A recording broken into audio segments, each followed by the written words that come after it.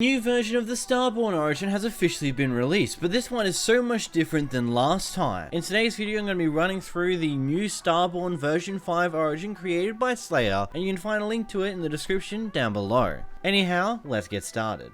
With this version of the origin, there is a lot of new things that come with it. There is a collection of new abilities, as well as you have the ability to choose between two core abilities to your origin. Otherwise, when it comes compared to the version 4/version 3 version of the Starborne origin, there's not too many differences in those core abilities, except for all these new additional things. So running through the very basic things, your jump is still about the same, just this time around the boost ability that boosts the mobs up into the air has been combined into the same ability as your jump.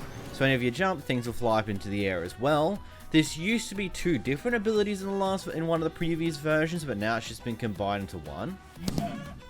The next ability that seems roughly the same is again your ability to shoot a little firework bolt that does some damage. This is key to your secondary ability key, and it still does about as much damage as it did before, doing a bit of explosive. First big changes to come about with this origin though, out of the core stuff, is that you'll no longer explode when you die, meaning that you won't have to worry about accidentally destroying everyone's stuff around you, as well as destroying your own stuff because of how the mechanic worked. Basically, the mechanic worked by spawning a supercharged creeper on your body that would immediately explode after you died. That's been removed. So let's get our first ability.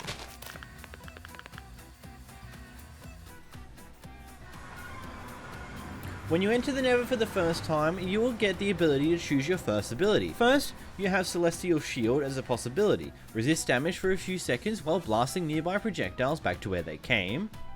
With your first ability, you want to use the Load Hotbar Activator, which is keyed to X by default. You can change this to other things, but it's keyed to X by default. Go in survival mode and pressing X.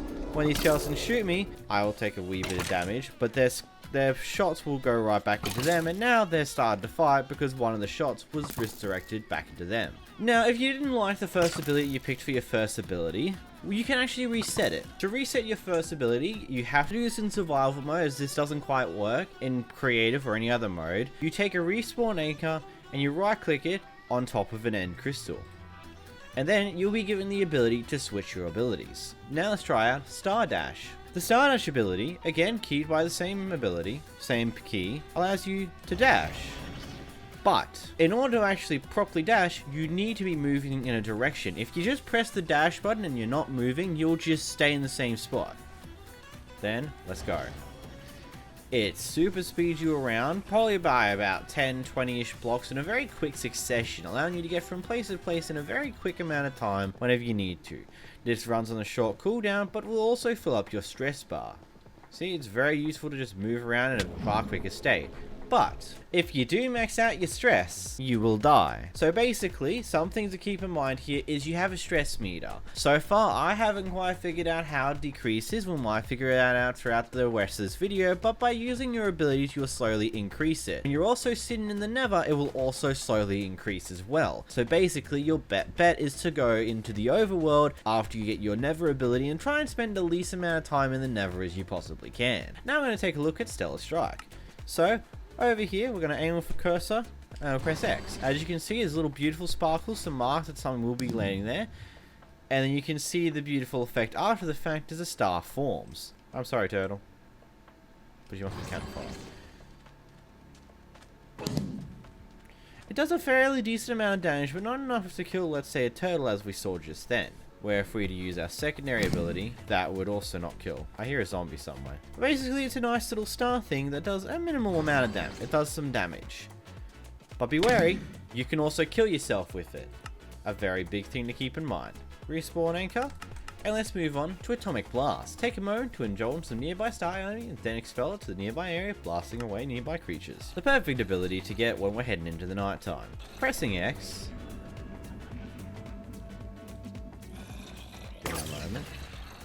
Oh. So what this does is when you press X, you'll be frozen for a moment, but once the ability cools down, the timer ticks down, it will explode everything around you far away from you, causing them to fly high up in the air, and if they're not immune to fall damage, they will most likely die. And also, as you can see, now that we've headed into the nighttime, the beautiful passive effects you get as a Starborne at nighttime are still present. Mixing with your flying ability allows you to do, mixing with your jump ability allows you to do some pretty mega jumps throughout the night, Again, same as it was before. We've now got the Cosmic Flares. Fire swift barrage of flaming stars that will pierce walls, quick to ignite the enemy. So doing it from here. As you can see here, not only did it hit a turtle up here, it also hit the turtles that are down here, as well as some that are just over here. You see, this little guy's got a fair bit of range. If we go into the ground here, as it recharges, yep, they should still be there. We press his ability. As you can see, it went through the walls and attacked this turtle, killed the other turtle that was here, and pretty much hit this guy over here. Because he's in water, he immediately was, well, doused, those flames were. But it's a very useful ability if, let's say, you're trying to deal with a collection of mobs that are sitting outside of your home base. You can just simply press it and do. You simply press it and do a fair bit of damage. Also, the beautiful effects that this does, out sparkles all the way out there and then sparkles start to fly everywhere, it's just a nice little added thing. We have got the 𝓵𝓷𝓷𝓴𝓼. 3 seconds after hitting a mob, a falling star will come down from the heavens to hit them for extra damage. This one's a very simple one, essentially. You hit a boy, and a few seconds, he gets some bonus damage. We'll say it again. You hit the boy, you wait a few moments, and then some extra damage comes. Again, this ability also will damage you if you're close enough to the explosion. So again, be very careful of that. I've still got that mod on.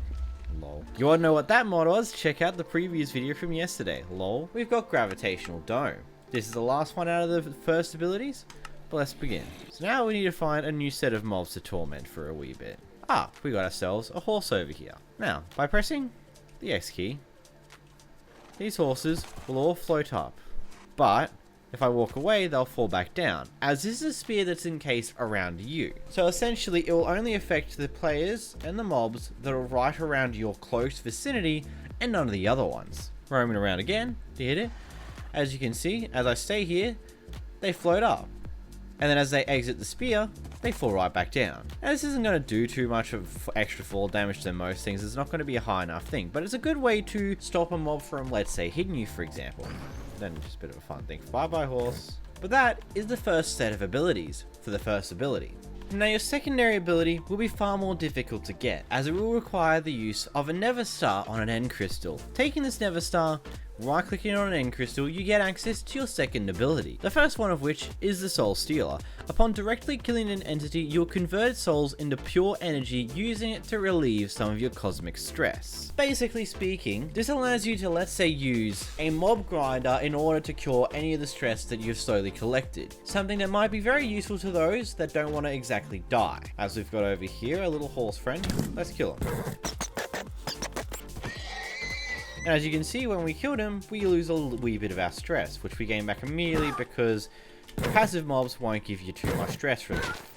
From what I can gather so far, I'm thinking the system is basically certain mobs will give you more relief on your stress, I'm assuming. Like hostile mobs will give you more relief rather over like passive mobs. We've got Anomaly. Reduce the weight in your legs, resulting in the ability to wall jump. This ability is very interesting. This will be keyed to your jump iron. And basically, the idea behind this is that it will take you in whatever direction you're looking when you jump on a wall. Now, one thing to keep in mind is that if you're close to the wall when you do it, it will use the ability immediately. But if you, let's say, jump and then go, you can use it. But it has a little less effect. Your best luck is to just use the abilities. Which is it's a very weird ability to get used to. The basic idea from what I can gather from Slayer is that for wall jump, you got to be adjacent to a wall, then looking to where you want to go, not just up and down.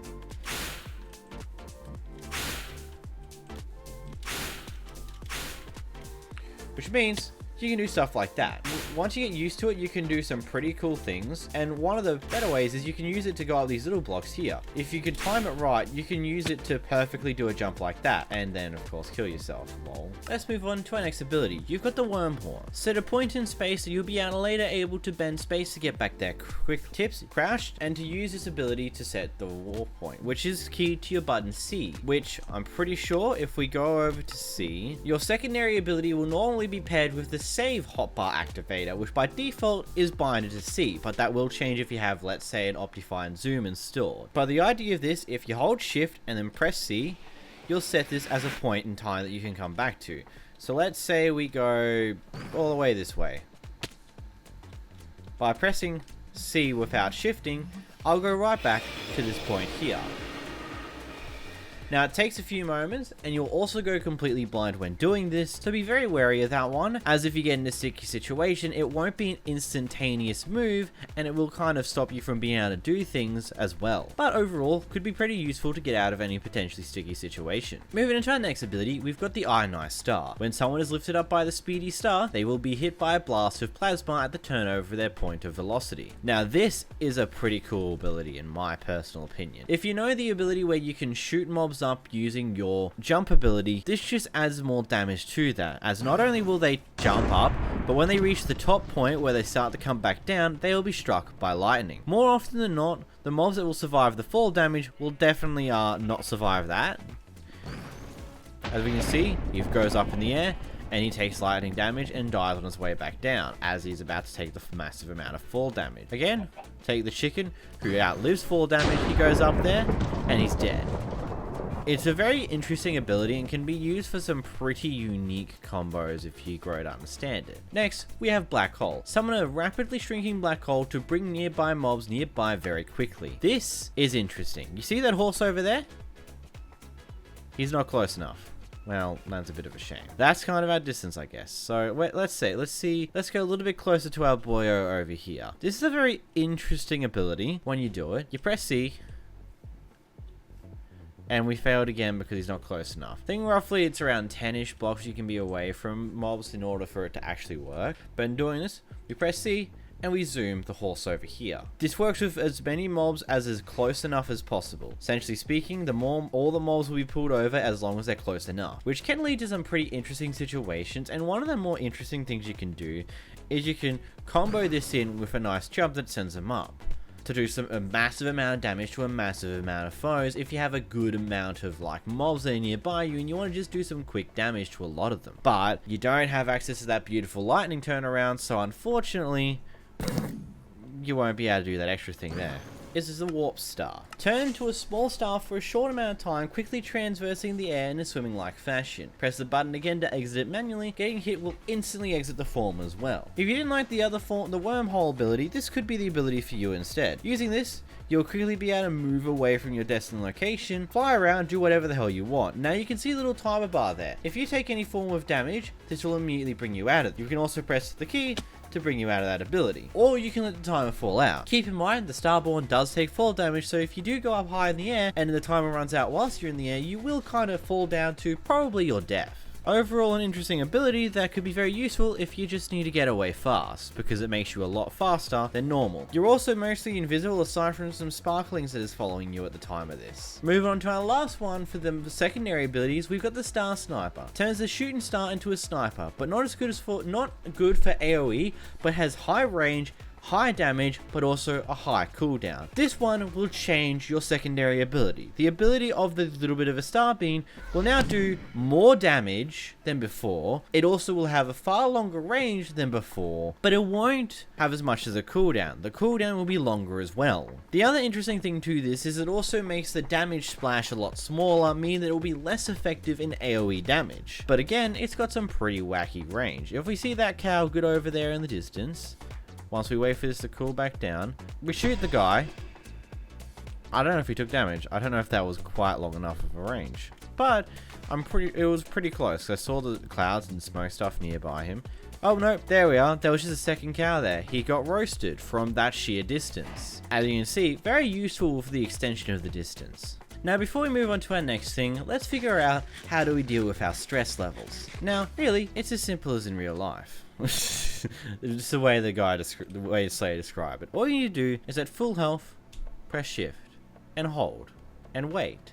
And as you can see in the corner, the stress bar starts to dissipate and a bunch of sparkles start flying off of us. Then once you've done that, you can go back to normal, and your stress bars are also back down to empty. The next thing that comes from the video is a new weapon. You take a Never Star, you right click on a Neverite sword, and you get the Star Weaver. Now this does get transformed back into a diamond sword, but I don't think it matters that much when it does 12 attack damage, with 1.6 attack speed, 25% movement speed whenever you're holding it. So whenever you're not holding it, you don't do much, but when you hold it, you start moving around at a faster rate. A husk with this ability. There's also fire aspect, which will be effective on these mobs as well, allowing you to do an extreme amount of damage and also cook a lot of food. But again, it requires a Nether Star to right click on top of a Netherite sword in order to get this beautiful little weapon. Now from what I gather, there's a possibility that there might be more to discover on this origin as well, but most of it's still hidden. So if you want to find out more about this origin, or you want to check out and support the creator of this origin, check out the links down below. But until next time guys, if you did enjoy this video, make sure to click this video here, where we go through the cool custom creepers known as the Creeper Overhaul mod. Anyway, till next time guys, bye bye!